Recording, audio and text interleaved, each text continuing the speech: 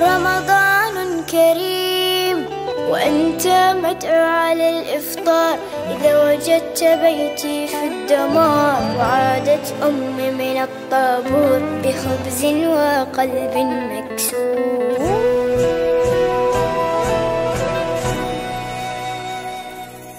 وأذنت مساجد ورنت الكنائس، جيران في الله أبواب بلا حارس، ووصلت مراكب الموت إلى أرض الأحلام دون أن يصبح الأطفال قضية رأي عام. سيدي الرئيس أنا لا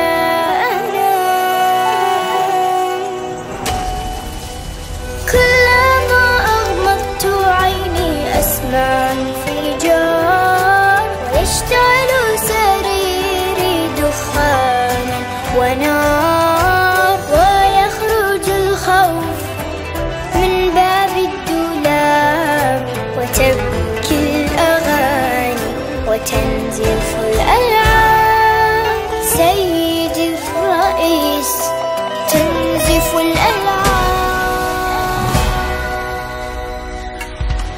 سيدي الرئيس نحن الهاربون، نحن المبعدون، نحن المذنبون، نحن المتهمون بالعبادة،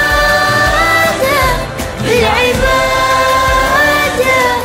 المحكومون شنقا بالإبادة، الذين قطعت ألسنتنا لأنها نطقت بالشهادة، بالشهادة. سيدي الرئيس سنفطر في القدس عاصمة فلسطين، يكتبها